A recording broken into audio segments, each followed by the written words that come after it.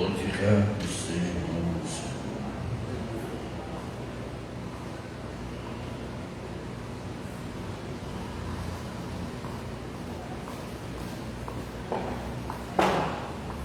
É com alegria que eu sou os irmãos, com a paz do Senhor. Vamos de pé, em reverência a Deus e a sua palavra. Vamos orar ao Senhor. Estamos já finalizando.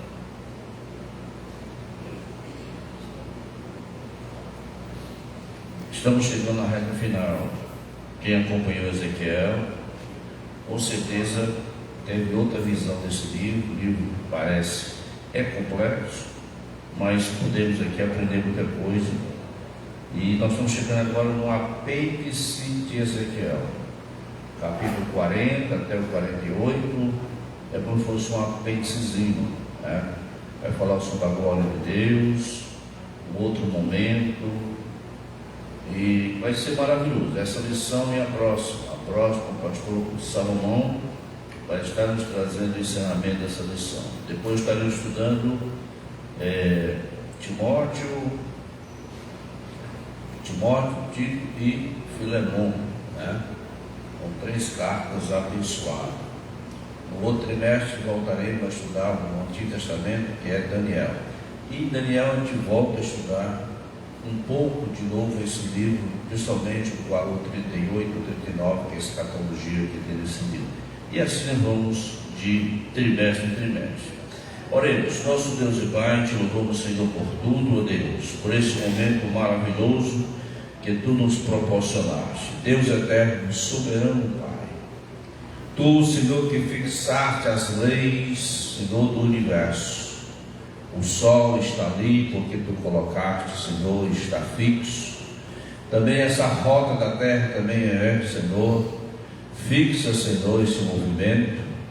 Deus eterno, todas as leis foram estabelecidas por ti, e não tem nenhum, Senhor, que faça diferente ou que quebre essas leis, pelo fato de que tu estás no controle, Senhor, tu sabes, ó Deus, todas as coisas. Muito obrigado por tudo. Obrigado por ter nos chamado, ter nos escolhido, Deus, não por merecimento, mas pelo teu querer, Senhor. Pai eterno, obrigado por essa manhã. Estamos estudando, Senhor, finalizando, Senhor, um dos livros mais importantes e complexos da Bíblia Sagrada, um dos livros mais enigmáticos, Senhor, cheio de simbologias, cheio, Senhor, de métodos diferentes, Pai, de transmissão da profecia. Obrigado, Deus, por tudo, por essa oportunidade. Abençoe cada coração nessa manhã, Senhor. Te pedimos com o coração cheio, Senhor, de graça, meu Deus, e que possamos aprender algo novo, Senhor, que ainda tem aqui nesse livro 40 até o 46. Estudaremos esses livros, esses capítulos, Senhor, onde fala da tua glória, do santuário, onde fala da tua presença, onde fala, Senhor, da santidade de Deus. Ó Deus eterno, muito obrigado. Te pedimos a tua graça, nos abençoe, nos ajude, em nome de Jesus. Amém, amém. E de pé, vamos, abra sua Bíblia, vai abrindo logo Ezequiel capítulo 43. Vamos fazer uma leiturazinha dentre os 7 capítulos. Vamos ler apenas um pequeno 43, do verso 1 até o 12. Então o tema hoje é a glória do Senhor voltando para o templo. A glória do Senhor voltando para o templo. Aí nós temos aqui o nosso texto áureo. Diz assim: o Espírito me levantou e me levou ao átrio interior, e eis que a glória do Senhor enchia o templo. Ezequiel 43, 5. E a verdade prática: Deus habita no seu santo templo e no meio do seu povo, quando este vive em santidade e fidelidade, refletindo sua glória. Aleluia. Vamos ler a Bíblia, Ezequiel 43, de 1 até o 12, de forma responsiva, bem alto e com som. Então o Senhor me levou ao portão que dá para o leste. Este é o caminho do Oriente, vinha a glória de Deus de Israel. A sua voz era como o ruído de muitas águas, e a terra resplandeceu por causa da sua glória. O aspecto da visão era como o da visão que eu tive quando vi destruir a cidade, e como as visões que tive junto ao rio Quebar. Então caí com o rosto em terra. A glória do Senhor entrou no templo, pela porta que olha para o oriente. O Espírito me levantou e me levou no átrio interior, e eis que a glória do Senhor enchia o templo. Então ouvi uma voz que me foi dirigida no interior do templo, e o homem se pôs de pé junto a mim, e o Senhor me disse: O Senhor me disse: Filho do homem, este é o lugar do meu trono e o lugar das plantas dos meus pés, onde habitarei no meio dos filhos de Israel para sempre. Nunca mais a casa de Israel contaminará o meu santo nome, nem eles, nem os seus reis, com as suas prostituições e com o cadáver dos seus reis, nos seus lugares altos. Onde o seu limiar junto ao seu limiar, e a sua ovelha junto à minha ovelha, e havendo uma parede entre mim e eles, contaminaram o teu santo nome, com as suas abominações que faziam. Por isso, eu os consumi na minha ira. Agora que eles lancem para longe de mim a sua prostituição e o cadáver dos seus reis, e habitarei no meio deles para sempre.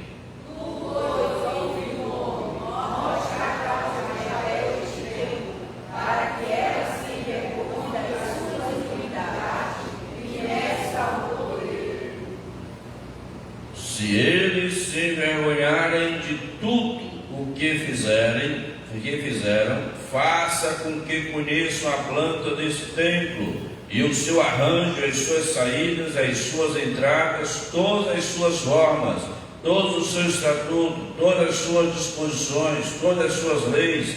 Escreva isso na presença deles, para que observem todas as suas instituições e todos os seus estatutos e os cumpram.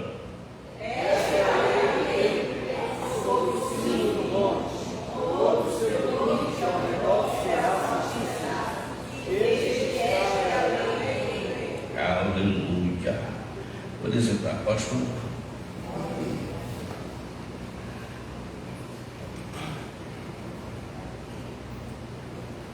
Pastor Romero.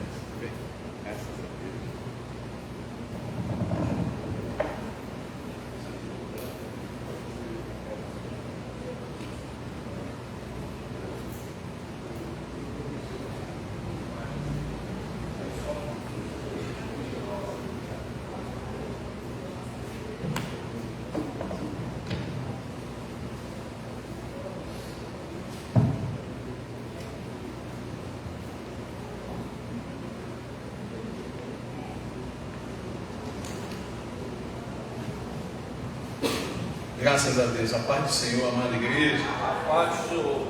Bom dia na preciosa paz, graça, favor, misericórdia do Senhor, amém? Que manhã linda, não é, irmãos? Há alguns dias nós não tínhamos uma manhã ensolarada como essa, né? Mas é verão, irmã Conceição, no meio de março. Às vezes é uma luzinha assim por meio da janela, sabendo que ele vai vir, né?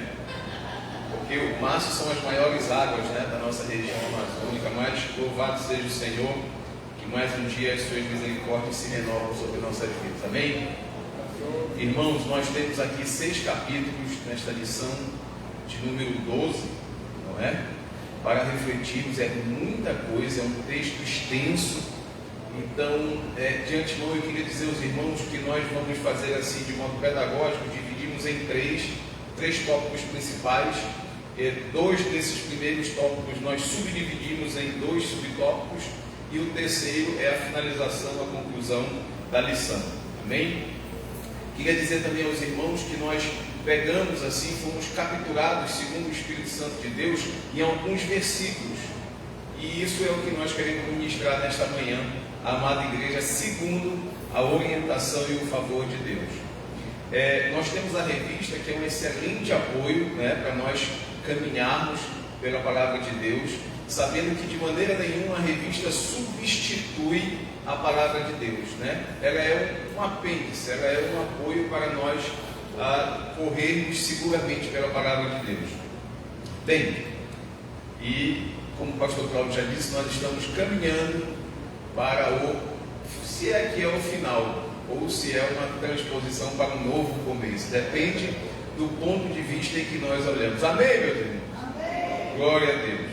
Fazendo uma breve recapitulação da última vez que nós estivemos aqui com a oportunidade de ministrar aos irmãos, nós ministramos a lição 8, na qual trabalhávamos o capítulo 28. O capítulo 28 trata da queda do rei Tiro, que também prefigura a queda de Lúcifer, caindo da sua estatura de anjo de luz, porque desde o dia em que foi formado, ele andava em bênção dos seus caminhos, até que em um determinado momento achou-se uma raiz de iniquidade no seu coração, uma raiz de orgulho, e assim ele foi destituído de sua glória.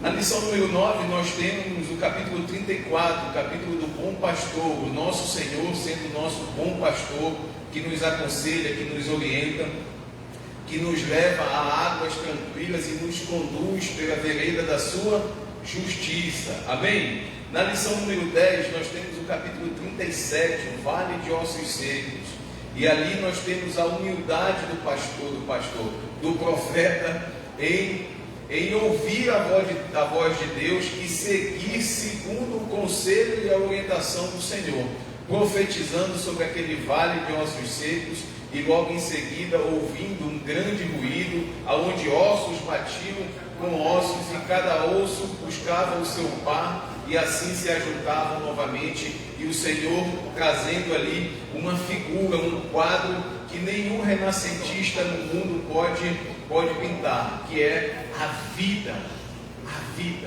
Deus dando vida a um vale de ossos secos.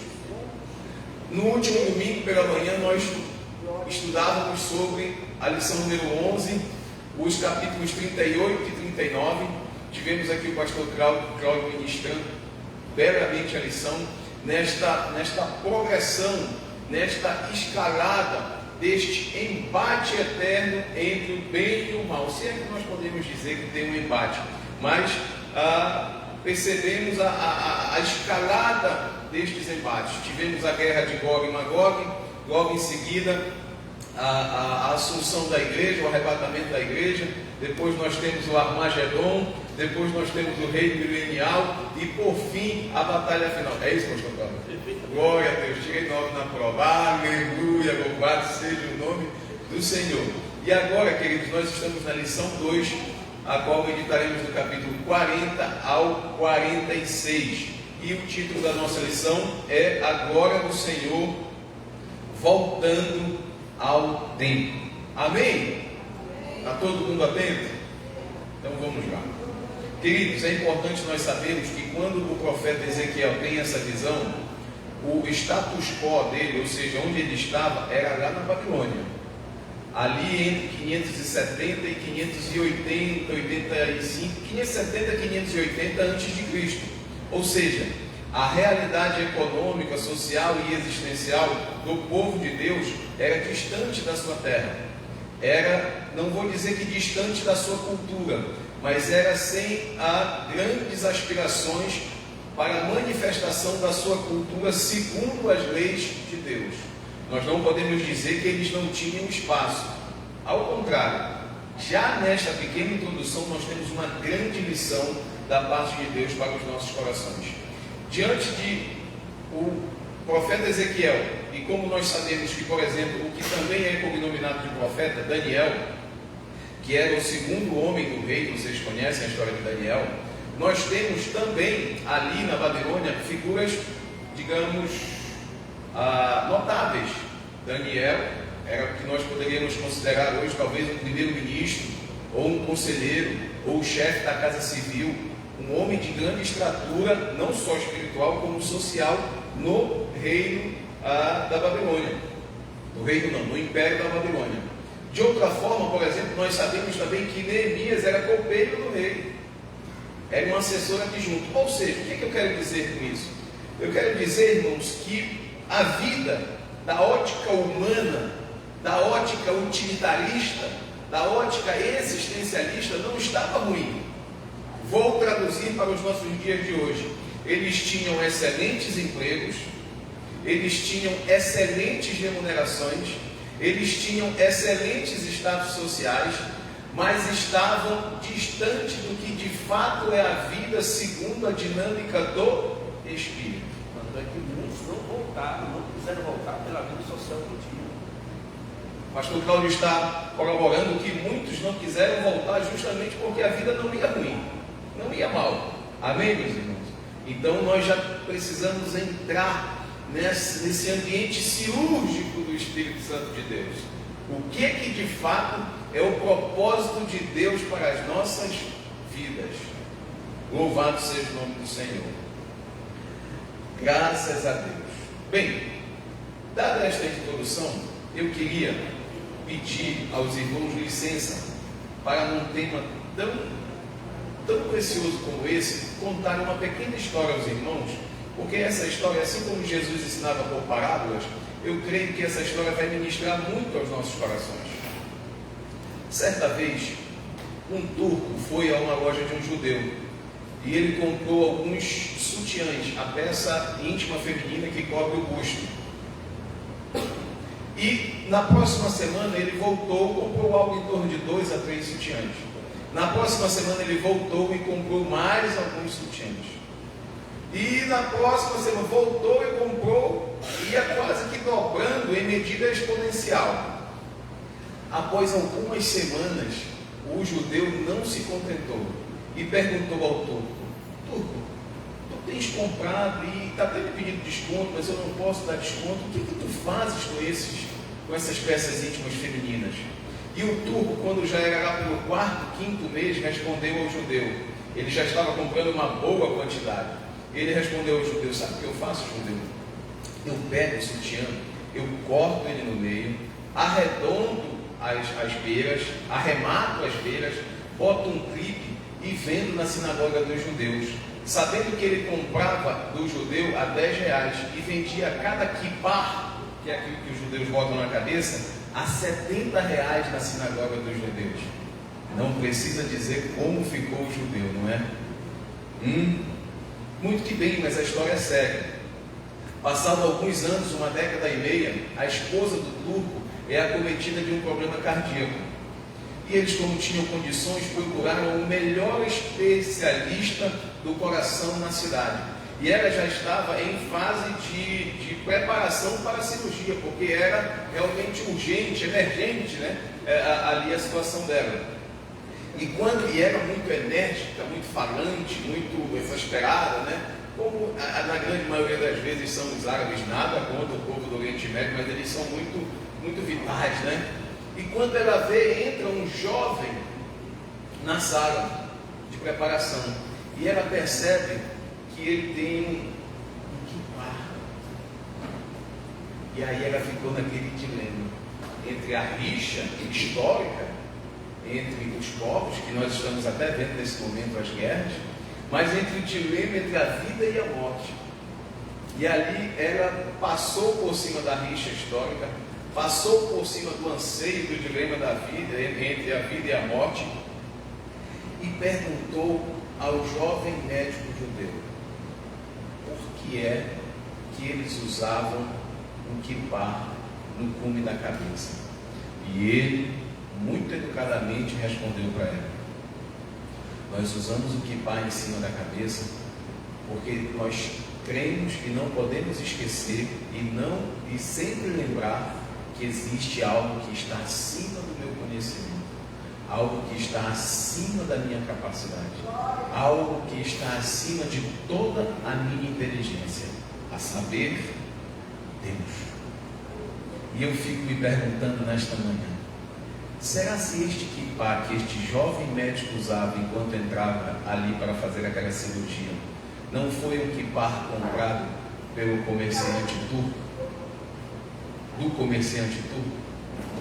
Amém, meus irmãos? Então essa história vai percorrer todo o nosso caminhar na lição de hoje. Louvado seja o nome do Senhor. Vou pedir a ajuda do irmão Nelson para que nos ajude com alguns versículos. Amém, meus irmãos? Receba como a vida das voltas. O que para alguns era só um sutiã bandado em dois, arrematado e servindo de fonte de renda, de mercado, de monetização ou até de sobrevivência, para outros, aquele símbolo, aquele pequeno símbolo e objeto tem uma significância, é carregado de uma semântica, de uma magia, de uma transcendência. Louvado seja o nome do Senhor por tudo isso. Irmão Nelson, nós vamos percorrer Ezequiel 40, 3 e 4. Foi o texto que nós já lemos. Nós vamos percorrer bastante na Bíblia Sagrada, amém, meus irmãos?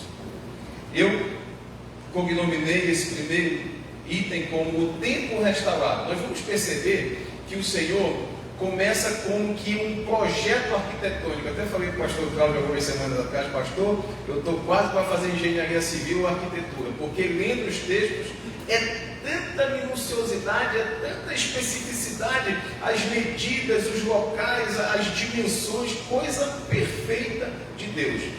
Leiamos Ezequiel 40, versículo 3 e 4. Diz assim: ele me levou para lá, e eis um homem cuja aparência era como a do bronze, estava de pé na porta e tinha na mão um cordel de linho e uma cana de medir.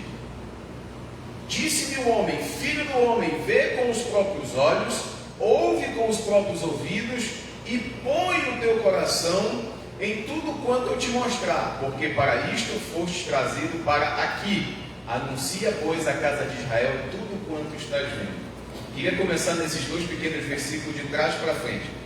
Olha o que o anjo diz ao profeta Ezequiel: aplica os teus olhos no que tu vais ver, intensifica a tua audição no que tu vais ouvir, e aplica o teu coração, entrega o teu coração a tudo que tu vais viver. Meus irmãos, que grande lição este pequeno versículo nos dá nesta manhã. Quantas vezes nós estamos em certas situações que estamos corporalmente, mas o nosso raciocínio está longe, o nosso pensamento está longe, o nosso espírito está distante e não estamos percebendo nada do que humanamente está acontecendo, o que dirá espiritualmente. Então, o anjo diz ao profeta: usa de toda a tua dimensão auditiva, ocular e cognoscível, toda a tua alma, o teu entendimento aplicada ao que tu vais ver. E o final é sensacional, porque para isto fostes trazido para aqui. Anuncia, pois, à casa de Israel tudo quanto estás vendo. Sabe o que é que a palavra de Deus está nos falando, capturando a essência do Espírito desta parte B do versículo para nós aqui? Deus diz para eu, para mim e para você: quem sabe não foi para este momento, para ouvir o que nós vamos ouvir, para sentir, perceber e conhecer o que nós vamos conhecer da parte de Deus, que Ele nos permitiu viver até o dia de hoje. Que coisa! É como se espiritualmente houvesse um conclave nesta manhã, e Deus abrisse os céus ao meu coração e ao seu coração. Meu Deus do céu! Para que o que nós vamos receber da parte de Deus aqui sirva de instrumentalização para que nós digamos a casa de Israel. Olha que responsabilidade o Senhor coloca sobre mim e sobre você nesta manhã. Amém? Porque para os que são espirituais, meus amados e queridos irmãos e irmãs, tudo é espiritual. Lembremos-nos do kippá. Por algumas vezes eu vou fazer nós recorrermos à história do kippá. Agora nós vamos ao versículo 3. Por favor, irmão Nelson. A parte B do versículo diz que ele tinha um cordel de linho e uma cana de medir. Ou seja, nem toda a inteligência artificial que nós possamos vir a ter neste plano terrestre, meus amados irmãos, chegará na unha do dedinho mindinho do pé do Senhor quanto à perfeição. Quanto à perfeição.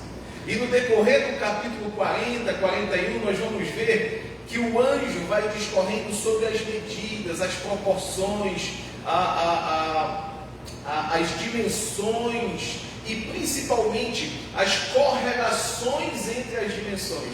E você vai ver que arquiteturalmente tudo é perfeitamente encaixado, tudo é perfeitamente harmonizado. Existia um filósofo britânico chamado Roger Scruton, e ele escreveu, e tem até uma série na Netflix que eu até quem tenha, eu oriento a ver.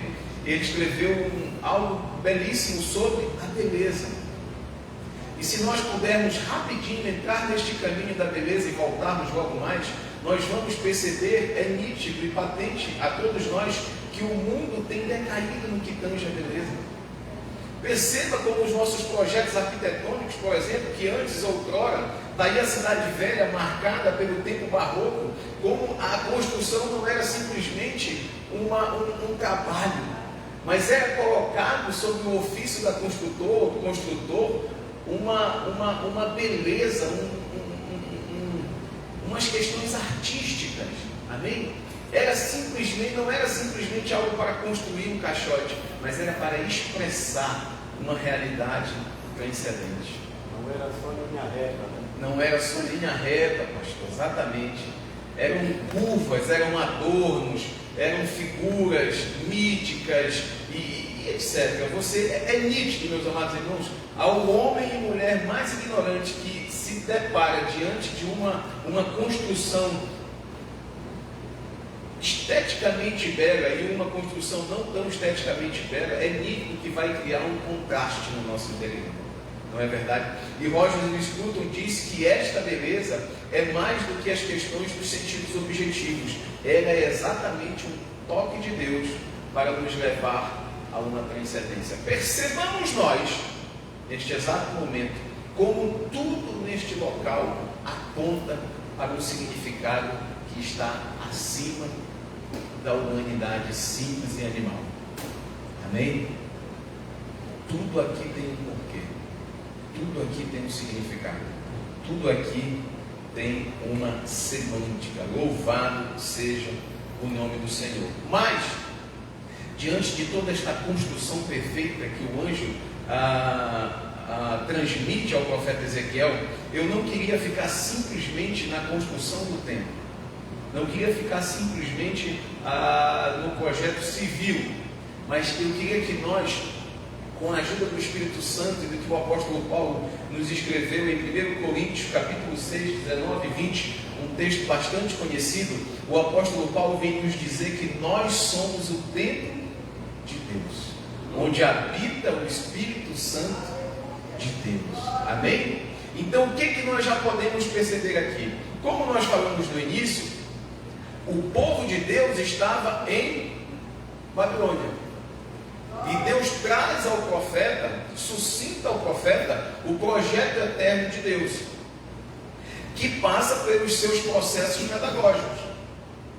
Deus forma lá no deserto o tabernáculo, depois o templo de Salomão, e agora Deus volta a falar ao profeta sobre a sua casa, sobre o lugar onde ele estabeleceu para ter um referencial de espiritualidade, de fé, ao único Senhor Deus. Amém, meus irmãos? É interessante nós sabermos que este templo que o profeta Ezequiel recebe, ele não tem as mesmas medidas do templo de Salomão, por exemplo.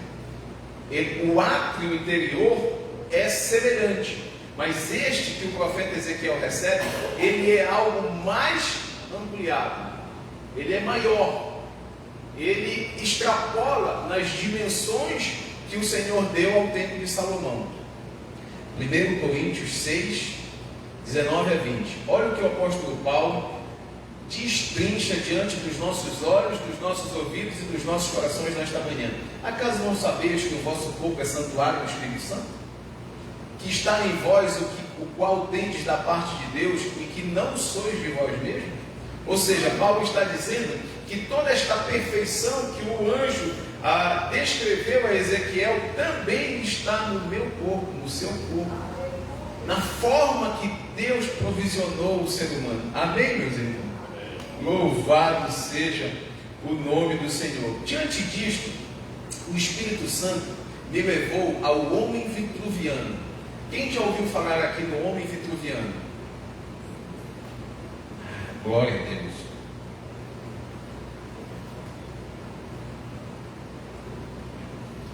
O homem vitruviano foi um desenho. Você pode botar, irmão Nelson, por favor, a imagem?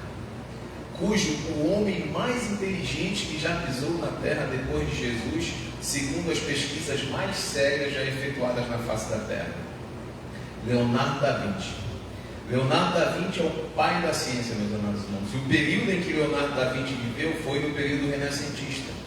Foi num período onde a espiritualidade tomava conta de todas as esferas da sociedade, onde tudo era feito para Deus, por Deus e em Deus. No período renascentista nós temos, por exemplo, as principais catedrais do mundo. Todos esses locais que nós entramos e nós percebemos que existe algo superior. Então Leonardo da Vinci trouxe aqui a solução para um general romano, Marco Vitrúvio, que queria construir edifícios a partir da perfeição do corpo humano. E aí Leonardo da Vinci colocou o ser humano nestas dimensões.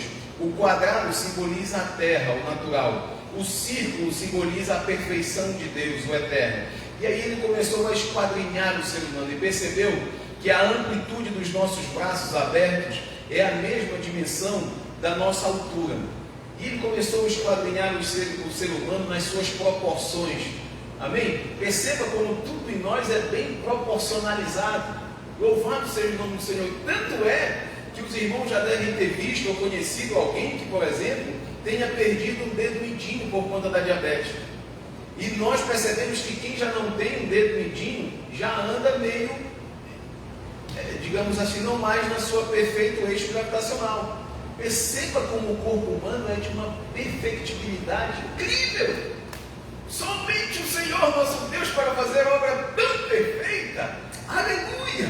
Louvado seja o nome do Senhor. Mas nós sabemos que o pecado degenerou toda a carne, toda a alma e destituiu o homem da sua glória espiritual. E aí nós temos toda sorte de enfermidades, de doença, de intempéries da vida, doenças físicas, doenças emocionais, coisas que a nossa alma carrega por traumas vividos na vida, ou até às vezes algumas incompreensões, incoerências espirituais, como nós temos aí um panteão de religiões tentando se religar a Deus. Amém? Mas também o apóstolo Paulo, por favor, irmão Nelson, 2 Coríntios 4, 6, 10, nos traz uma saída para o que aparentemente talvez não teria saída, mas como Deus é presciente na sua vontade, no seu poder e na sua glória, olha o que o apóstolo Paulo nos escreve em 2 Coríntios, ele diz assim, foi Deus quem disse que resplandeça a luz nas trevas, e Ele fez resplandecer, iluminando os nossos corações para o conhecimento de Deus na face de Jesus Cristo. Em tudo nós somos atribulados, porém não angustiados, perplexos, passa irmão Nelson 4, porém não desanimados, perseguidos, porém não desamparados, abatidos, porém não destruídos, para que este poder e glória habite em nós, que somos vasos de barro, para que a honra não seja nossa, mas de Deus. Ou seja, o que Paulo está... O irmão Nelson não me acompanhou, mas eu já fui daqui, amém, meus irmãos? Glória a Deus. O que Paulo está dizendo? Que ainda que neste corpo que está se desfigurando, que está se desfazendo, há uma glória, há um favor, há algo especial de Deus, que é o seu Espírito, renovando-nos a cada dia. Amém? Que coisa linda, que coisa perfeita de Deus. Sigamos. Está tudo bem até aí, meus irmãos? Amém. Ou seja, nós não temos desculpas para sermos instrumentos afiadíssimos na mão do Senhor. Nós vamos ao segundo subtópico do templo restaurado, que é o nosso primeiro tópico. Aí nós vamos a Ezequiel 41, 18 e 19. Nós vamos ao que eu chamei de uma arrumação do templo restaurado. Perceba que primeiro o anjo dá a Ezequiel as medidas. as formas. Agora o anjo pega Ezequiel e vai levá-lo a entender e receber como devem ser as disposições internas. É mais ou menos como se no primeiro momento o Senhor desse o projeto para ele. O projeto da sua casa, o projeto do seu apartamento. 3 quartos, uma cozinha, uma sala, uma antessala, um lavabo, ou 2 quartos, uma sala-cozinha, enfim. Este ponto que nós passamos é um projeto. Agora, o que o anjo vai fazer Ezequiel ver e ouvir são as disposições internas. Na cozinha vai ter um armário modulado, de tantas gavetas em cima, um lugar para o fogão, aqui entra a geladeira. Amém, meus irmãos? As irmãs estão tudo atentas, que entende bem dessa disposição. Não quer a geladeira aqui. Quer a geladeira ali, está errado isso, porque aqui eu já saio do fogão, já vi que estou na geladeira, tu vai voltar para ali, eu vou ter que andar. Não. Não é assim? Então, o que o anjo leva o profeta Ezequiel agora é ver as disposições internas. E aí nós vamos usar 41, 18, 19, por favor, irmão Nelson. Coisa linda, coisa especial. Nós lemos aqui que há um átrio interior, há um núcleo duro, aonde os sacerdotes operavam o sacrifício. Saindo deste átrio interior, há um átrio exterior, como um ambiente, um salão ali descoberto, aonde a congregação ficava, tá? E fechando este átrio exterior, há as muralhas estas, paredes ou muros, que pelo lado de dentro também continham departamentalizações. Olha o que o anjo diz. Isso. Querubins e palmeiras, de sorte que cada palmeira estava entre querubim e querubim, e cada querubim tinha 2 rostos. 19. A saber, um rosto de homem olhava para a palmeira de um lado, e o rosto de leãozinho para a palmeira do outro lado. Assim se fez pela casa toda ao redor. Amém? Glória a Deus. O que é isto aqui? Isto é as disposições das paredes internas. Todo o templo do Senhor, as paredes internas do átrio interior, o núcleo duro, eram revestidas de madeira com este desenho, com estas disposições. E as paredes, a interioridade das paredes internas, também eram revestidas com estes desenhos. Amém? Deu para entender? É como se nós tivéssemos aqui um ambiente fechado, que é onde os sacerdotes fazem o sacrifício e deflagram tudo que é santo, e as paredes que cobrem este lugar por fora eram revestidas com este papel de parede. E as paredes, a parte interior das paredes de fora também eram revestidas, ou seja, para onde você olhasse nesse átrio exterior, você se deparava com esta figura. E qual era esta figura? Qual era esta imagem? Palmeiras, de modo que de um lado da palmeira tinha um querubim, do outro lado da palmeira tinha outro querubim, e cada querubim, perfeitamente organizados, de um lado olhava com o rosto de homem, o querubim do outro lado olhava para a palmeira com o rosto de leão. Quero ver se vocês estão atentos, irmãos. Amém? Estão tão caladinhos. Então, a palmeira no centro, do lado direito, um querubim. Este querubim com 2 faces, uma de homem e uma de leão. Então, digamos que este querubim da minha direita olha para mim com a face de leão. Este querubim da minha esquerda olha para mim com a face de homem. Exatamente. Então esta era a textura interior do átrio do Senhor.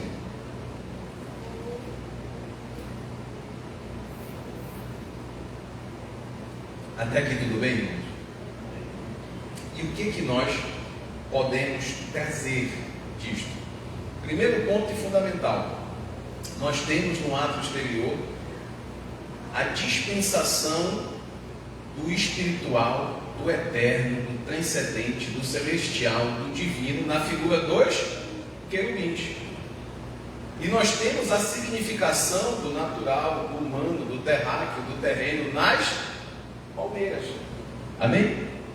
Então, o que esta simbologia nos traz? O que este desenho, o que esta pintura da casa de Deus nos traz?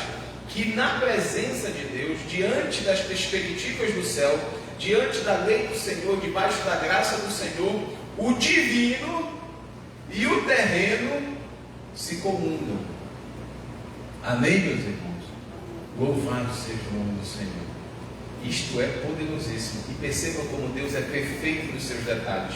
A figura que o anjo dá para o profeta Ezequiel é uma palmeira. É uma palmeira. Nós sabemos, segundo a botânica hoje, que as árvores, as estruturas vegetais, basicamente elas podem ter duas estruturas de raiz. Preste atenção nesse detalhe, porque isso é fundamental. Isto pode trazer luz a algum dilema que você esteja vivendo. As duas raízes são a pivotante, o nome já diz, é um pivô, ela é vertical, ela procura a verticalidade. Como no Salmo 92, o salmista nos diz que o justo será como palmeira nos atos do Senhor e florescerá, e como os cedros do Líbano, e frutificarão nos atos da casa do Senhor. Salmo 92, amém? Então perceba que ali o salmista perfeitamente traz alusão a estes dois projetos. A raiz é vertical. A palmeira, em regras gerais, ela já é uma raiz mais horizontal. Daí porque, por exemplo, nós temos o açaí da família das palmeiras. Daí porque, por exemplo, nós não podemos ter plantio de açaí com pecuária. Porque a pata do boi, pisando e repisando, pode cortar a raiz. Porque ela é uma raiz, digamos, superficial, mas horizontal. Amém? Louvado seja o nome do Senhor. O que acontece? Quando o profeta diz, quando o anjo diz ao profeta sobre a palmeira, se nós olharmos por essa perspectiva, o que ele está dizendo? Ele está dizendo que ainda que os nossos relacionamentos aqui não sejam fáceis, porventura podem estar eminentes de risco de fratura, de pisadura, de mágoa, de intriga, de fofoca, de maldizer, com essas coisas difíceis da vida, que esses nossos relacionamentos horizontais nos trazem. O que o anjo está dizendo para o profeta? Que mesmo diante de toda a fragilidade relacional que nós temos, a minha direita e a sua direita há um querubim. A minha esquerda e a sua esquerda há um querubim. Que a presença de Deus santifica os nossos frágeis relacionamentos. É por isso que o Salmo 91, versículo 7 diz: 1000 cairão ao meu lado e 10.000 à minha direita. Amém? Louvado seja o nome do Senhor. É por isso que o apóstolo Paulo vem dizer que a casa de Deus é uma embaixada do céu. Ainda que nós sejamos complicados, difíceis, tendenciosos, parciais, mas o que o anjo está dizendo é que há querubins protegendo a superficialidade das nossas raízes. Aleluia, louvado seja o nome do Senhor. Amém, meus irmãos? Então, o que ele está dizendo? Que nesta dispensação de graça é impossível você entrar como veio e permanecer como estava. Porque a presença de Deus vai nos alinhando e automaticamente nos confrontando. Com face de leão, convicção, poder, reinado, e com face de um homem, fraqueza, humanidade. Amém, meus irmãos? Louvado seja o nome do Senhor. Para todo o Senhor. E falando também em vegetais, eu queria caminhar aqui por uma situação que muitos de nós já vivemos, ou se não vivemos, podemos viver, ou quem não viveu sabe quem viveu. Por exemplo, é muito comum em alguns treinamentos mercadológicos, empresariais e do segmento empresarial, nós vemos alguns dispensadores, professores, usarem a figura da roda da vida. Quem aqui já viu a roda da vida em algum momento, algum treinamento? Ninguém viu Que coisa boa. Então este momento vai ser preventivo. Amém? Por favor, irmão Nelson, pode botar aquela. Meus irmãos, se está dando para entender, diga amém. Amém. Glória a Deus. Porque o que está por vir é a glória de Deus. Amém? E a glória de Deus, ela vem diante de um entendimento, de um conhecimento, de uma percepção. Amém? Aleluia. Eu mandei para o senhor no seu WhatsApp. Isso. É muito comum em alguns treinamentos eles apresentarem esta roda da vida. E nesta roda da vida eles departamentalizam, segmentam a vida do ser humano. Olha ali, você está vendo? Vida profissional. Dá para ler ali em cima? Vida profissional, a linha direita superior. Dinheiro, finanças, carreira, missão. Aí vem vida saudável, diversão, lazer, vida social, contribuição, doação, filantropia, ambientes e grupos, nossos relacionamentos sociais, vida sentimental, namoro, noivado, casamento. E lá em cima eles botam a vida interior, intelectual e racional, espiritual e propósito. Perceba que aparentemente isso não faz sentido. Aparentemente isso faz sentido. É como se nós estivéssemos assim redimensionando ou aplicando a nossa vida segundo os segmentos e diante disso nós pudéssemos organizar. E o interessante, segundo o treinamento que J.P. Maia fez, é que cada vez mais nós atingíssemos o topo ali. É que como se essa roda da vida, essa pizza fatiada, tivesse toda preenchida e nós atingíssemos o 10 em cada a situação, em cada departamentalização. Parece interessante. Mas eu meditando sobre isso e sobre o Salmo 1, que diz: ó, bem-aventurado o homem que não segue o conselho dos ímpios, não se detém no caminho dos pecadores e nem se assenta na roda dos escarnecedores. Antes, o seu prazer está na lei do Senhor e nela medita de dia e de noite. Aí o 3: e ele será como uma árvore plantada junto ao ribeiro de água, que na devida estação dará o seu fruto. E tudo o que fizer prosperará. Então perceba o que o Espírito Santo trouxe de iluminação à minha cabeça. Que é impossível, segundo a palavra de Deus, segundo o que nós estamos discorrendo agora, segundo o Salmo 1 e segundo tudo o que esta lição vai nos trazer, é impossível eu conseguir departamentalizar o espiritual. Porque o que o Salmo 1 está dizendo é que a árvore é plantada junto ao ribeiro de águas. E o rio do Espírito, mediante este ribeiro de água, vem e é sugado pelas raízes, lembra? Pivotante e horizontal. E ela é sugada, e este rio de vida, que é a próxima lição, Ezequiel 48, este rio de vida, aonde ele toca, ele dá vida. Amém, meus irmãos? Então, este rio, ele toca o caule, ele toca os galhos, ele toca as folhas, ele toca o fruto, ou seja, ele toca o seu casamento, ele toca a sua vida profissional, ele toca as suas amizades, ele toca os seus relacionamentos sociais, ele toca os seus relacionamentos congregacionais.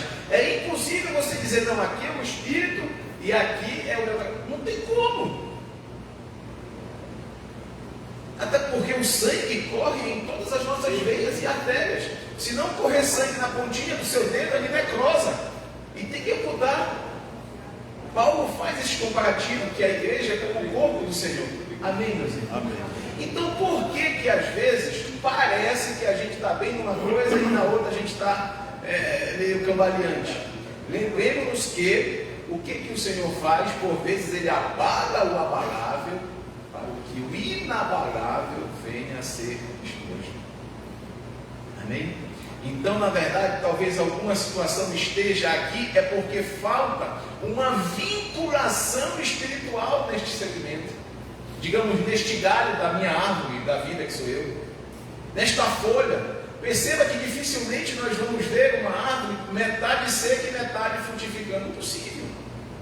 Então, o que o Salmo está nos dizendo é o seguinte: é que, a despeito de nós segmentarmos a vida, é nós descermos e bebermos do rio da vida, que onde ele passar, ele vai gerar vida. Isso é tão poderoso que às vezes nós pensamos que a vida está no muito dinheiro. Não, enquanto que para fazer a vida espiritual, talvez alguns de nós precisemos pouco dinheiro. Porque se tiver muito dinheiro com essa estatura de fé que tem, vai ser um prejuízo para o céu. E Deus, na sua onipresença, sabendo disso, não permite. Por outra sorte, de outra maneira, diametralmente oposta, nós sabemos que para alguns, Deus já, certo de que uma estatura robusta de fé tem permanecido e tem se construído, derrama uma bênção financeira. Porque sabe que esta bênção financeira, esta bênção patrimonial será instrumento de vida para outros. Lembremos-nos lá no primeiro versículo que nós lemos: para ti, profeta, transmitir a casa de Israel. Amém, meus irmãos? Louvado seja o nome do Senhor.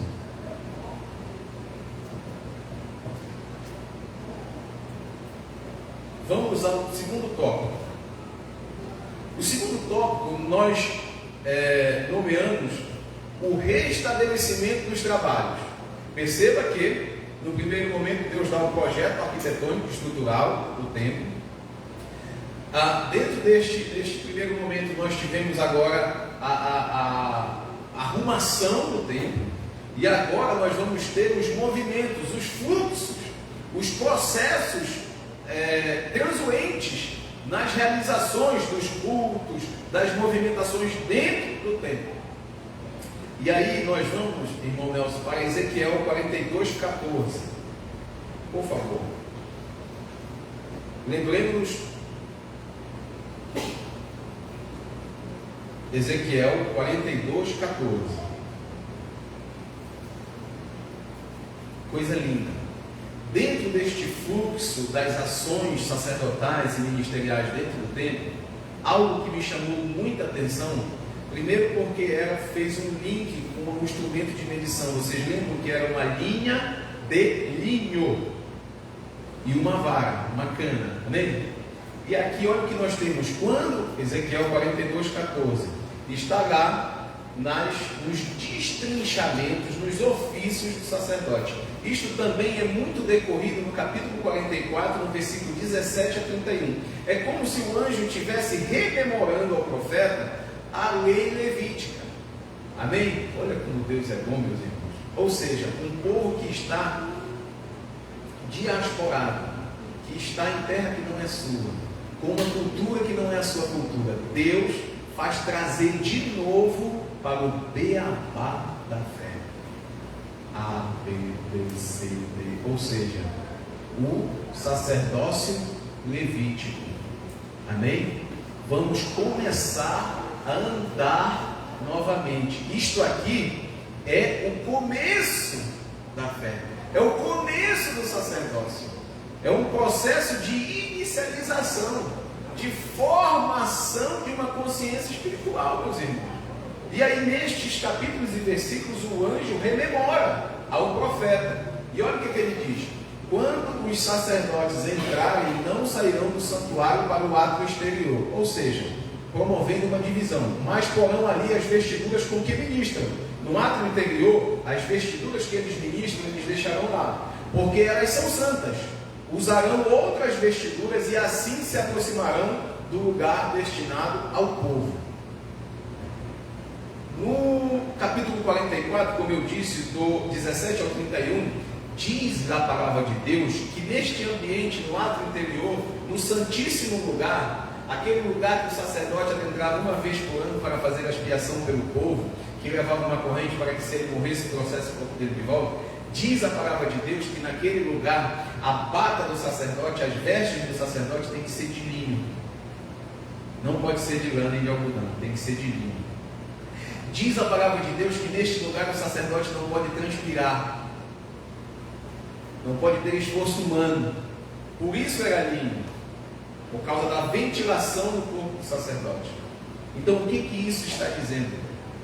Que mais do que qualquer movimento de força e violência e ação humana e mecanismo da inteligência humana, o que a palavra está dizendo é que este lugar é um lugar de inspiração, é um lugar de revelação de Deus. Não é por força nem por violência, mas pela presença do Espírito Santo de Deus. Vou parafrasear para os nossos dias. Quantos dilemas da nossa vida nós tentamos resolver segundo as nossas forças, segundo os nossos ímpetos, segundo os nossos achismos, e achamos que se não fizermos naquele momento, se não dermos tempo ao tempo, ou um tempo para afiar a lâmina da faca, como diz Provérbios, é necessário perder mais tempo afiando a lâmina, porque menos força se empreiterá no movimento de cortar, do que logo imediatamente com a faca ainda enferrujada tentar empreender força. Olha a força que você vai gastar.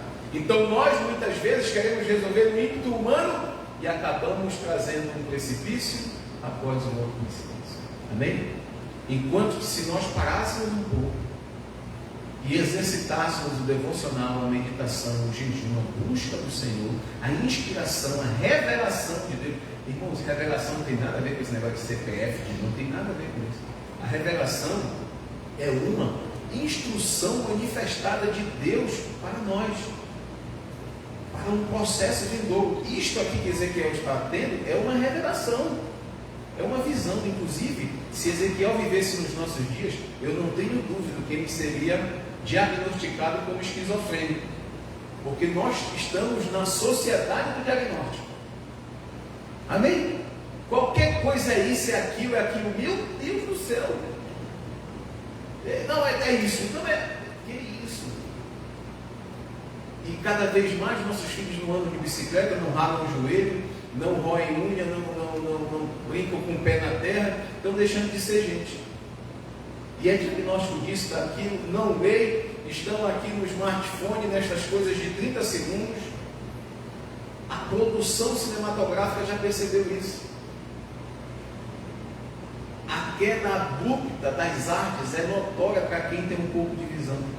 Os enredos dos filmes, dos livros, os últimos prêmios Nobel de literatura fraquíssimos, de enredo fraquíssimo, repetitivo, curto, porque se fugir daquele espaço de tempo, já não mais capturou a atenção do ouvinte ou do telespectador.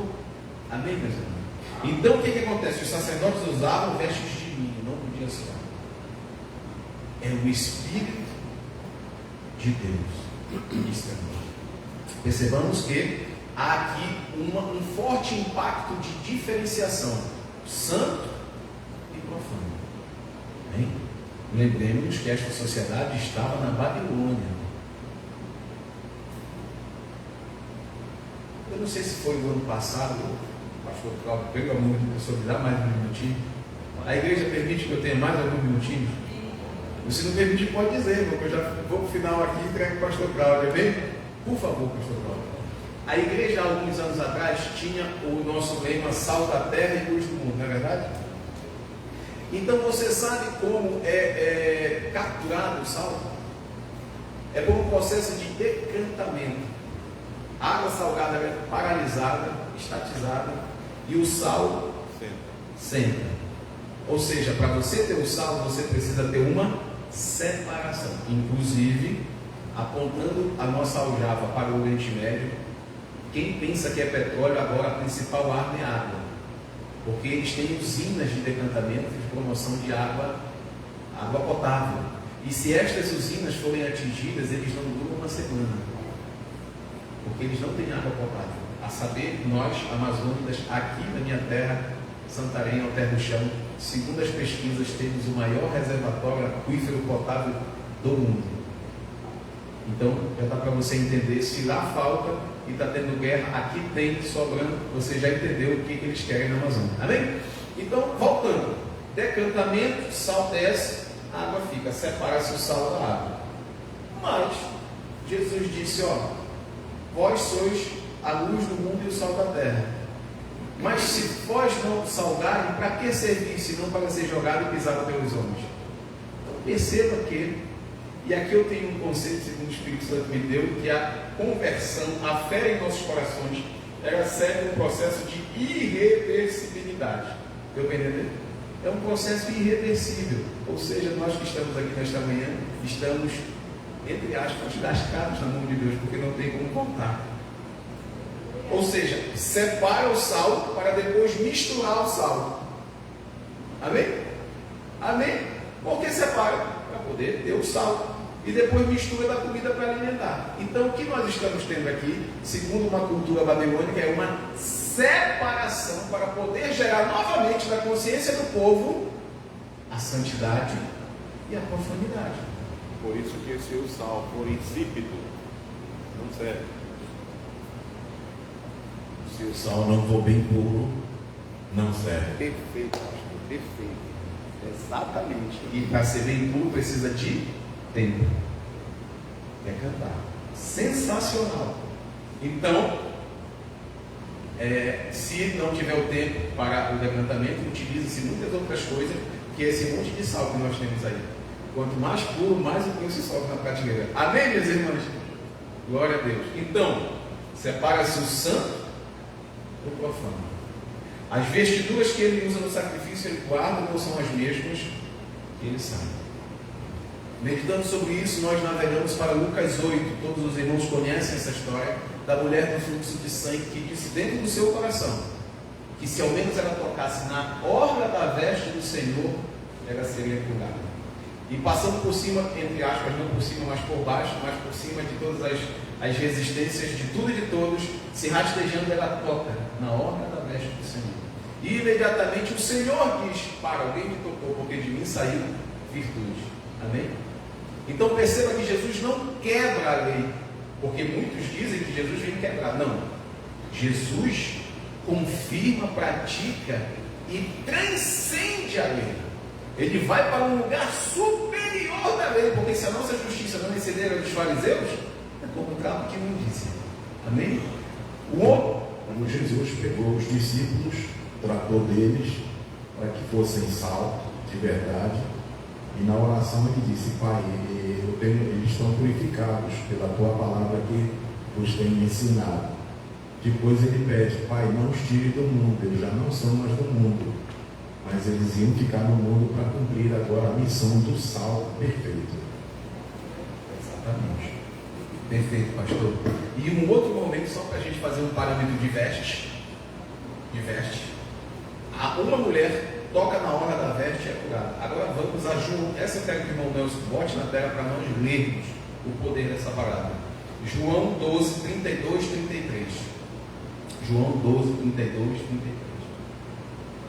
Perceba como esta fé, não progressiva de progressismo, mas ela progride em estatura de conhecimento do amor de Deus. O que para um modelo de fé, uma pessoa é curada segundo tocar na hora da veste. Olha o que Jesus diz aqui agora: e quando for levantado da terra, atrairei todos a mim. Amém. 33. Isto dizia significando de que gênero de morte estava para morrer. Amados queridos irmãos, para quem não sabe, Jesus não foi crucificado com aquela sondinha. Jesus foi crucificado despido. A sua vergonha foi exposta por um julgamento humano condenando um inocente. Se para o modelo de fé que tocar na hora da veste, uma mulher do fluxo de sangue é curada, é sarada, Jesus diz que quando ele for levantado na terra, crucificado, nu, despido, com a sua vergonha, com os seus machucados, com o sangue jorrando. 32, irmão Nelson. O versículo anterior: atrairei todos a mim mesmo. Ou seja, eu creio que aqui nós podemos voltar para o Kippah. O que para alguns, o Kippah é um movimento mercadológico, para outros é um instrumento de fé. O que para alguns, a instrumentalização do sacerdócio numa sociedade profana como a nossa, serve de estruturamento, de narcisismo interior, de vaidade exacerbada, como nós vemos, cada coisa aí estrambólica, de coisas que já superam até a naturalidade humana. Para outros, há uma sensatez espiritual, há uma formalidade santa, cultural, de maneira a transmitir um significado do céu, não promovendo jamais a sensualidade, como nós vemos cada coisa. O pastor sempre bate reiteradamente nesta tecla, cada coisa absurda. Então, o Espírito de Deus há de nos fazer caminhar.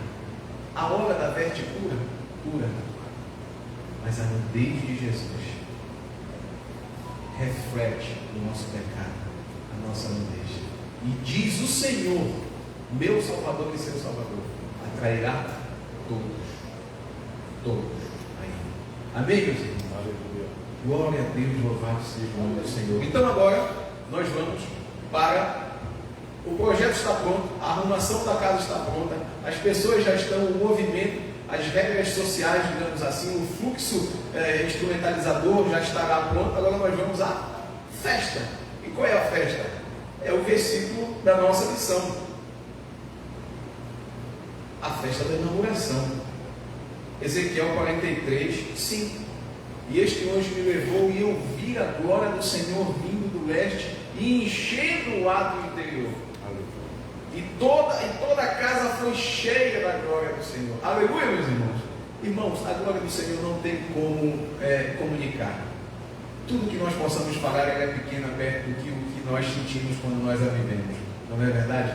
Quando a glória do Senhor chega de uma forma ou de outra, por um louvor, por uma pregação, por um gesto de amor, por um gesto de misericórdia, por um gesto de justiça, seja como for, que a glória de Deus adentra no ato interior da sua vida, as partículas da tabela periódica são agora permeadas de divindade, de glória de Deus, o ambiente fica de um peso. Isso nos traz contrição, nos traz quebrantamento, nos traz arrependimento. Primeiramente, há uma revolução interna nos nossos corações, porque a glória de Deus nos constrange.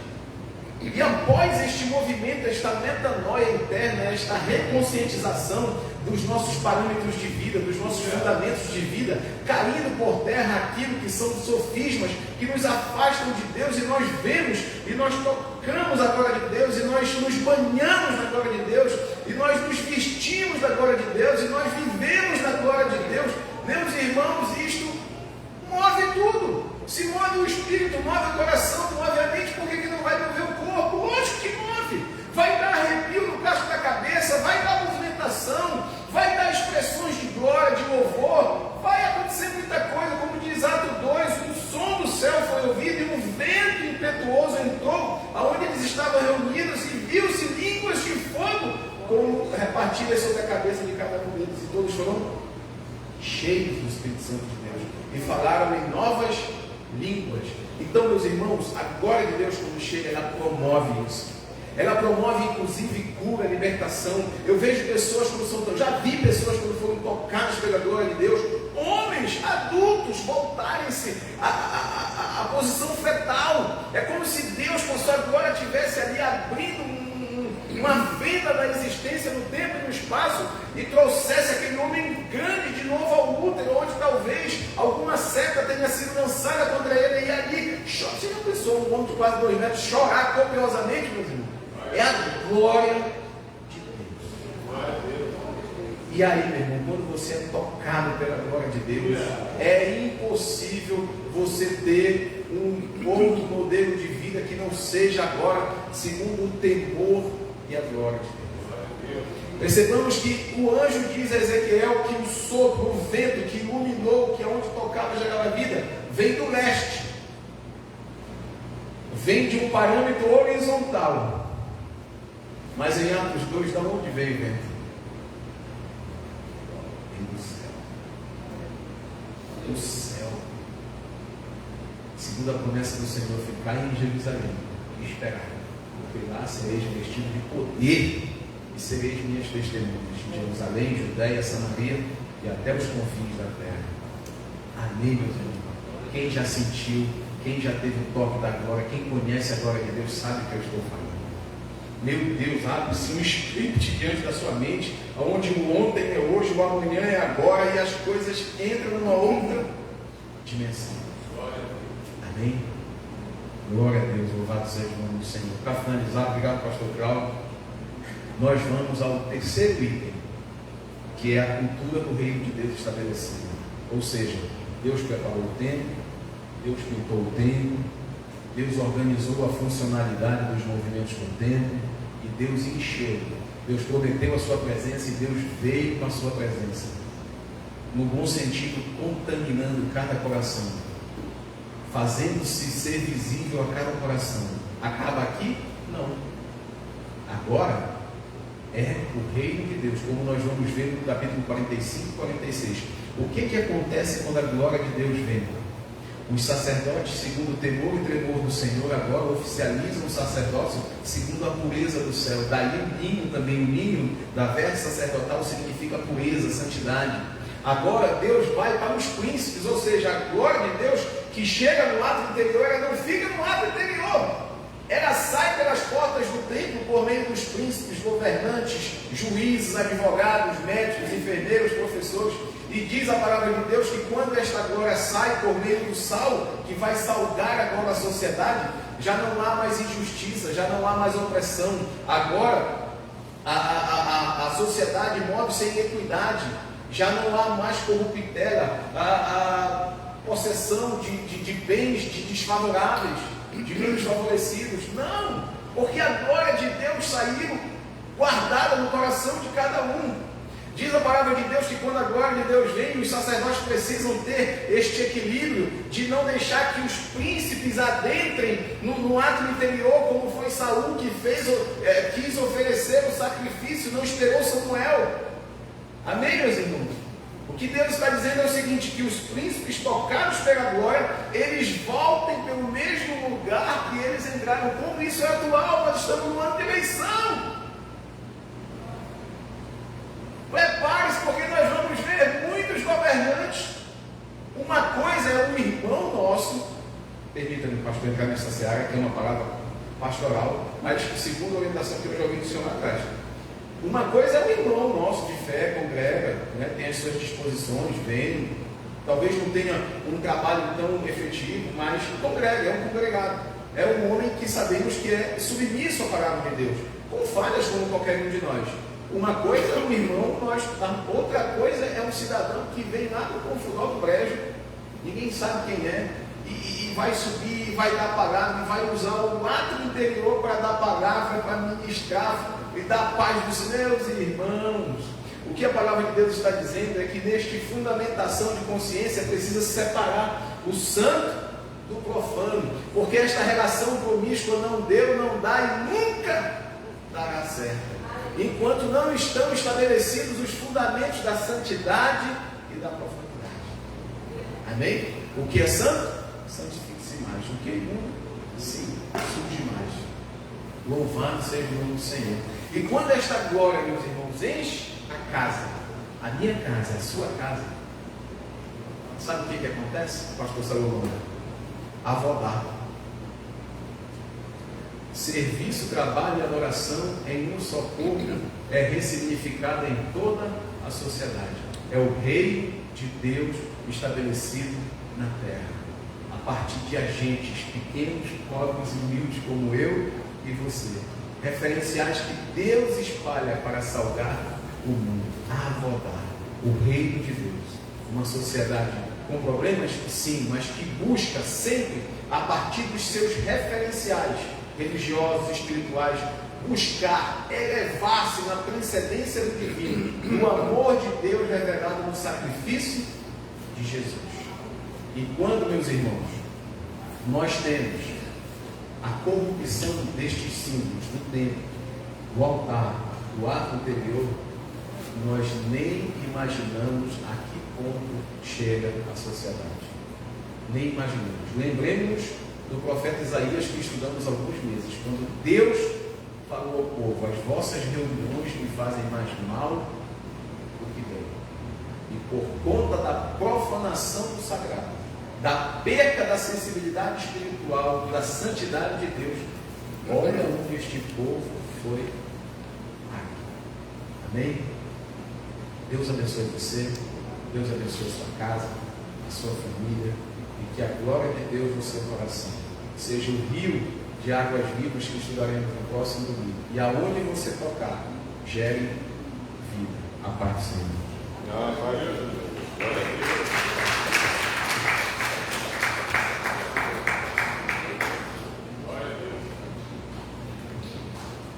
Glória a Deus, que glória é a de Deus.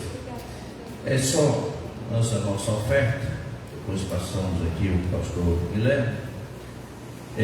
Vocês imaginam Ezequiel no início, os 3 primeiros capítulos de Ezequiel. onde Israel foi tirado do templo, colocado no exílio. Israel estava lá sem o templo, sem a cidade, e achando que ali a presença de Deus jamais chegaria. Deus o tinha abandonado e Deus não tinha virado as costas para ele. Imagine o ciclo, esse ciclo, imagine essa completude de Deus. Por isso que diz, Deus começa uma obra, termina a obra. Como Paulo diz, o mesmo que começou a obra, ele vai terminar a obra em vocês. Então, Deus começou ali em Ezequiel, com aquela visão de Ezequiel, achou que estava abandonado, que Deus tinha colocado eles ali, e Deus não estava mais com ele, enfim, que agora o Senhor tinha deixado. No final, quando começa o capítulo 40, como é que Deus está revelando, Olha aí a percepção da glória e do poder da soberania de Deus. Aí Deus mostra ali um outro momento em que pesa o futurístico, mas Deus está mostrando que aquele povo, Deus tinha um propósito com aquele povo, e que a glória dele não tinha saído ali, Deus mostra a sua soberania. De 40 a 48 são os últimos 9 capítulos. Nós teremos ali o novo tempo, que já foi mostrando aqui, a nova Torá, até a nova Torá, a nova lei, para que seja obedecida, não só exteriormente, mas no interior. Do próximo domingo nós teremos ali a nova terra, e por fim, os últimos 6 versículos, do 35 até o 39, nós teremos ali a nova cidade. Então Deus mostrando para Israel, através de Ezequiel, o propósito dele lá no final, o que é que ele está avisando, colocando, mostrando para o povo, que ele jamais abandonou o seu povo, aleluia, glória a Deus, e que ele começou a obra, ele vai terminar a obra, glória a Deus. Oremos pelas ofertas e lembrando os irmãos, próximo domingo é o último domingo do trimestre. Nós temos aquela nossa confraternização, e eu quero os nossos irmãos que cooperam, a irmã Carmen, que coopera com a gente, os irmãos que cooperam, a irmã Simone, que tem uma equipezinha que nos ajuda muito ali, os irmãos que podem trazer alguma coisa, tragam para a nossa mesa, a confraternização, vai ser o último domingo, e estarão sendo apresentada a nova revista, que é do Novo Testamento, as 3 cartas, são 2 de Timóteo, Tito e Filemão, que estaremos estudando uma lição agora mais leve, mas porém profunda no prática cristã, e relacionamento. Deus abençoe os irmãos. Começou a cabeça, nosso Deus e Pai, te louvamos, Senhor, por tudo, Deus, por este momento riquíssimo, Senhor.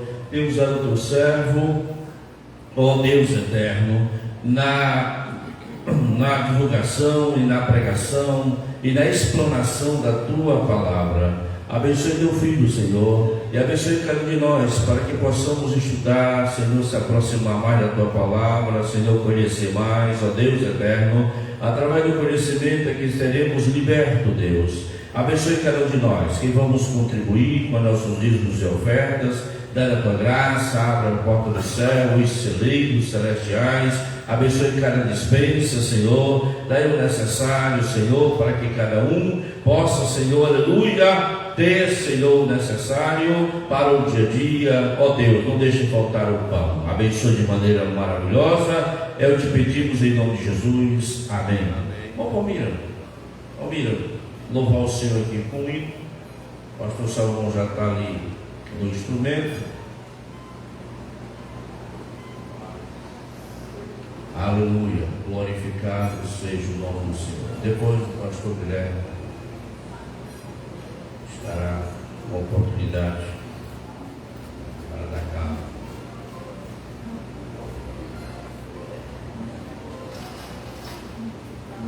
Salve, amada igreja, com paz do Senhor.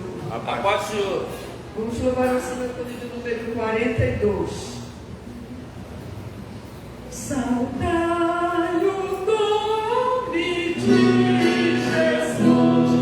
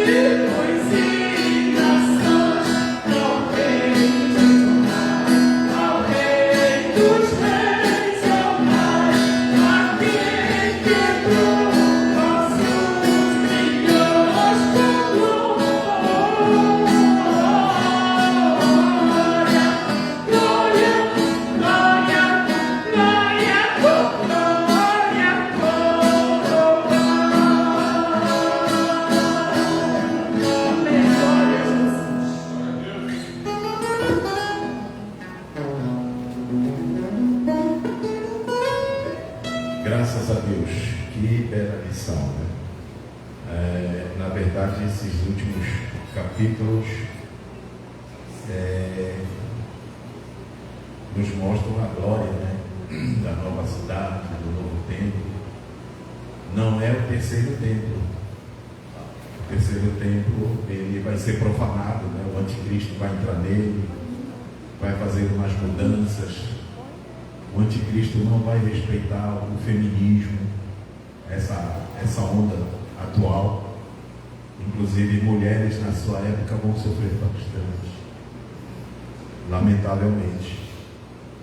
Há talvez uma interpretação de que ele não seja muito amante de mulheres, né? Não gosta de mulheres, porque ele vai ser muito duro com as mulheres no seu domínio. Ele vai tentar mudar as estações, as leis, o sacrifício. Então o terceiro templo vai ser profanado. Está todo mundo animado para a construção deste terceiro templo, mas também, depois de 3 anos e meio de construído, o anticristo vai entrar nele e vai exigir adoração. Quem adorar a ele vai ter a honra multiplicada até terrestre, né? Terrenalmente falando. Então serão tempos difíceis e nós já estamos próximos desse tempo. O que nós estamos recebendo hoje é um conjunto de informações para que a nossa fé seja firmada mais ainda. Que a glória do porvir não se compara ao que nós vivemos e sofremos hoje. E isto é para afirmar bem o nosso coração, para que quando a gente for ameaçado, perseguido, a gente não se apague, a gente não se anule, a gente não se sinta inferior. É interessante notar que enquanto o povo está no cativeiro, foi o momento das mais interessantes revelações. E o que Deus revelou a Daniel, a Ezequiel, a Jeremias, a Isaías, vai se combinar, vai se encaixar naquele quebra-cabeça geral do plano de Deus com o que foi revelado a João no Apocalipse. Mas os detalhes, como vimos hoje nesta lição, é algo assim impactante. Enquanto que a João foi dada uma revelação assim muito rápida, a Ezequiel foi dado em rico detalhes, muito interessante. E isso, amados, para a gente estar recebendo essas informações pela lição que temos tido hoje, o que vale é a gente ser santo, o que vale é a gente estar santificado, o que vale é a gente separar o santo do profano, a começar agora pelo meu corpo, que é o templo do Espírito Santo. É por isso que quem destruir o templo do Espírito Santo vai ser destruído. E a gente está vendo aí muitos exemplos, né? Muitos exemplos de pessoas que não souberam honrar o templo do Espírito Santo. Estão sendo destruídos.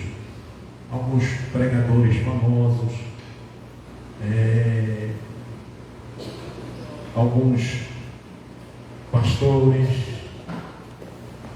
alguns cantores, alguns famosos que até tiveram uma experiência de, vamos dizer assim, pré-conversão, não se converteram de verdade, mas chegaram perto, começaram a ler a Bíblia, começaram a frequentar um culto, começaram a ouvir pregações, mas não largaram a velha natureza.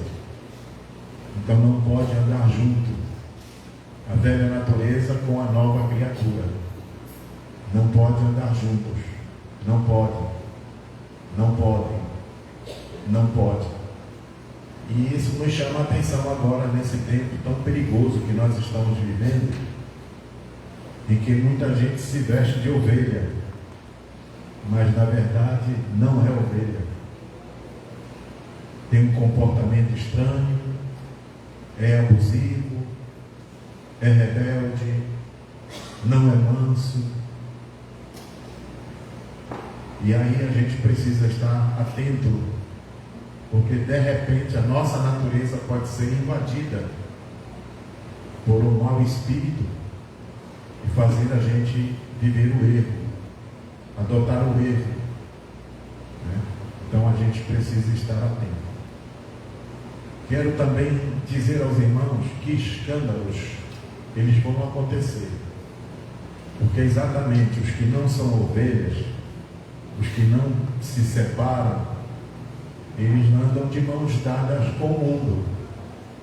A glória do mundo, a riqueza do mundo, a grandeza do mundo, a beleza do mundo. E a primeiro lance parece que é bênção de Deus. Nossa, fulano está muito bem de vida.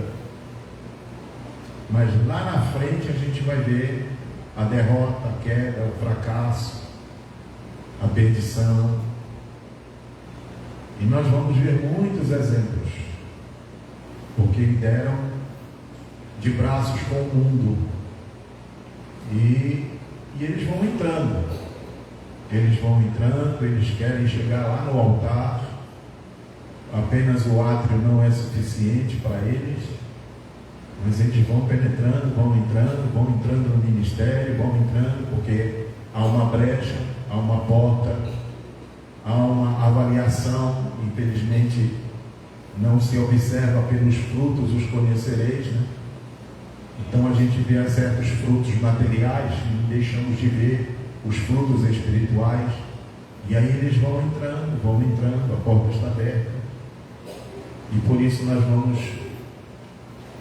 estar observando, assistindo alguns escândalos. Mas isso não é para esfriar nossa fé, não. Isso é para saber de que lado nós estamos. Isso é para definir muito mais a nossa posição em Deus. Isso é para nos levar mais ainda a Deus, né? Eu não vou deixar de me congregar por causa de fulano e ciclano. Eu não vou deixar de servir a Deus por causa de fulano que está fazendo coisas erradas. É certo que eu vou pagar o preço. Muita gente vai apontar para mim olhando o erro do outro e querendo me incluir naquele erro.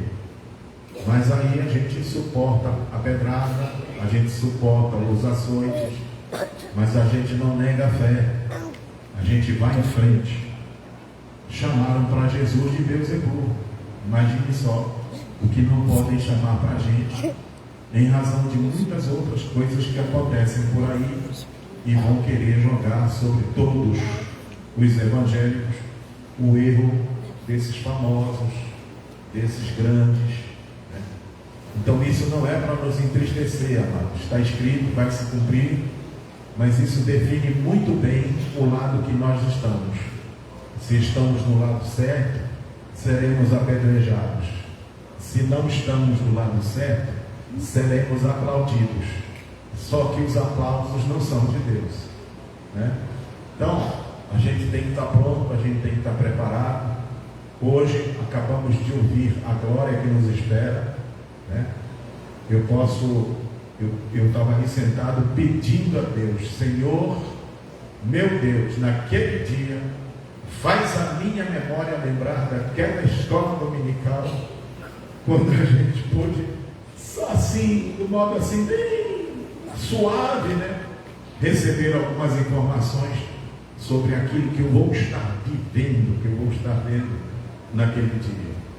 Então, amados, que a palavra deve estar no nosso coração, que a gente deve andar no temor de Deus, que a gente deve se santificar. Está na nossa mão, está no nosso coração. Primeiro o prazer a Deus, né? E a prioridade a Deus. Vamos viver a Deus, com gratidão a Deus. Ele é o nosso Senhor, Ele é o nosso Salvador e Rei. Então vamos estar abençoados. Queridos, peço oração pelo irmão Dr. Mário Freitas, que esta semana passada foi detectado, passou mal e foi fazer exames e uma das artérias entupida a 70% e uma outra também com entupimento. E foram a vários especialistas, né? E todos eles unânime dizem que pode fazer a cirurgia. Fez o catéter, né, o exame, para um diagnóstico preciso, e todos avaliam que deve ser uma cirurgia de peito aberto. E isso já está trazendo, assim, uma tranquilidade ao coração do nosso irmão. E eu peço aos irmãos oração pelo Dr. Mário Freitas, que Deus possa estar no comando de tudo, o que não é para ser, não aconteça, né? Se é por outros métodos, por outra forma, Deus vai dirigir todo o processo, né? Não é, a vida dele não está na mão do homem, está na mão de Deus. Eu peço oração também pela irmã Eunice, né? Não sei se o Dr. Marcos está aí. Depois, se o Dr. Marcos puder falar comigo, eu gostaria de ter uma prosa com o irmão. Então, oremos pela irmã Eunice, é uma mãe chorando pelo seu filho, e às vezes o sofrimento mexe com a gente, né? Mas às vezes é essa experiência que pode estar modelando, que pode estar libertando, que pode estar transformando o coração do homem. Mas vamos orar para que Deus conforte, sustente a irmã Eunice, a sua fé, a sua esperança em Deus. Certamente, eu imagino que nessa ocasião, ela ouve muito da vizinhança, né? Como falou a esposa de Ló: amaldiçoe-te teu Deus e morre, né? Porque o pessoal às vezes não entende o processo de Deus, né? Querem logo o milagre, querem logo a resposta, e se a resposta demora, o pessoal já se rebela contra Deus. Então eu peço oração para a nossa irmã Eunice, que ela vai ver a vitória dela, vai ver que ela vai receber o seu filho de volta, vai receber, e vai receber ele crente, transformado, liberto, porque é filho da minha irmã, e estamos em oração. O diabo não tem direito de arrancar os nossos filhos. Aleluia, bendito é o nome do Senhor. Ontem, uma grande festa no centenário, super lotado, e boa mensagem. E hoje o encerramento dos congressos de homens e de mulheres. Então hoje à noite um grande e maravilhoso culto aqui no nosso templo. Eu gostaria de convidar os irmãos mais próximos, mais cooperadores, para a gente ter uma reunião amanhã, às 7h30 da noite, aqui no templo, já para a gente conversar sobre os 25 anos da nossa congregação. Então amanhã, líderes, irmãos, auxiliares, para a gente conversar aqui amanhã. Precisamos de alguém para nos assessorar na secretaria da igreja e preparar os relatórios mensais para a gente apresentar ao Templo Central. O ano passado, os relatórios deixaram de ser apresentados desde o mês de maio até dezembro. E em dezembro foi um sufoco para mim levantar, pesquisar todas as informações e registrar os relatórios e entregar a tempo. É importante, cada domingo, nós fecharmos com o relatório. Eu tenho que fazer 2 prestações toda segunda-feira, uma espiritual e a outra financeira. E na espiritual, eu tenho que anotar a frequência. A gente está aqui, mas está contando quantas pessoas frequentam de manhã, na quarta, na sexta, né, para a gente apresentar isso em relatório. Então, assim, a gente tem que andar na linha e abençoar o desenvolvimento da igreja. Domingo que vem, talvez eu esteja voltando de Marabá para uma convenção que vai acontecer da nossa convenção naquela cidade. Talvez, eu ainda não estou bem certo se irei ou não. Então, amados, vamos em pé, vamos agradecer a Deus por este momento glorioso. Leve esta lição no seu coração, pesquise mais, ore mais, leia mais este texto de Ezequiel. A cada leitura o Espírito libera coisa interessante para a gente guardar, para a gente viver. Pastor Salomão, faz essa oração. Glória a Deus.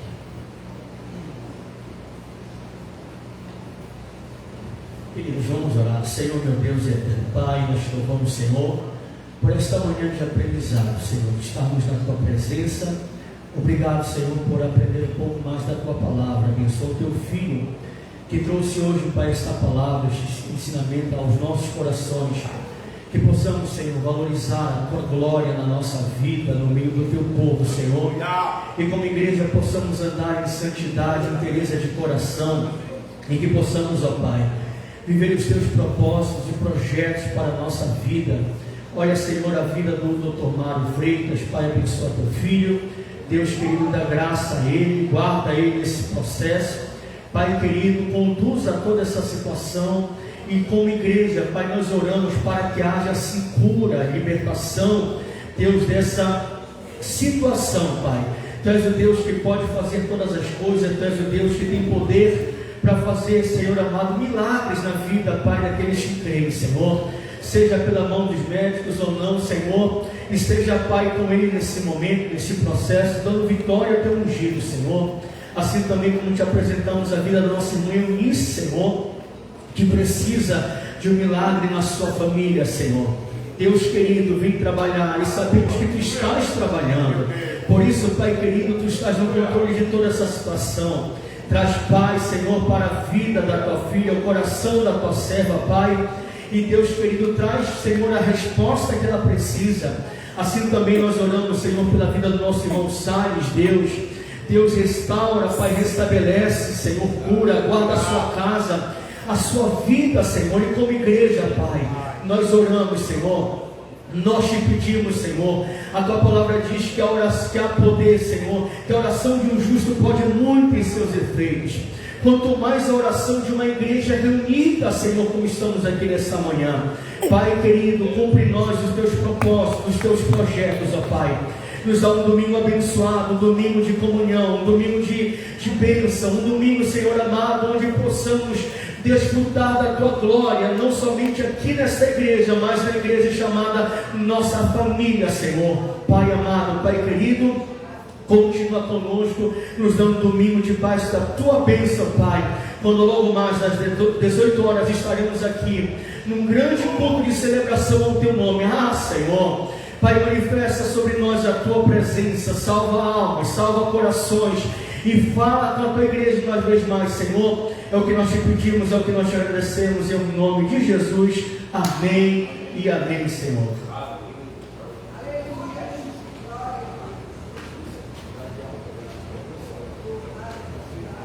Irmãos, antes da bênção apostólica aqui, só dar um aviso aos irmãos. Domingo passado nós estávamos orando pelo pastor Mateus. Não sei se os irmãos recordam que estavam na UTI e tudo mais. Tem 3 filhas e, para a glória de Deus, acredito que na terça-feira ele já teve alta, irmãos. Já está lá na casa, e glorificado seja o nome do Senhor por isso. E que bênção, que o Senhor continue sendo glorificado. Agradecemos a oração dos irmãos em nome de Jesus. Glória a Deus. Pastor Romero, depois uma palavrinha consigo. Vamos então para casa. O amor de Deus, a graça de nosso Senhor e Salvador Jesus Cristo, e a doce comunhão e a consolação do Espírito Santo seja com todos, e todos dizem amém. A paz do Senhor.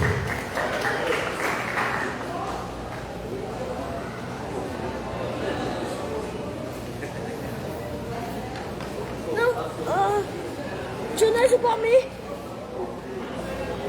Junésio.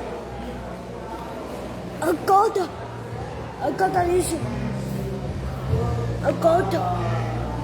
Obrigado. Deixa eu botar nisso.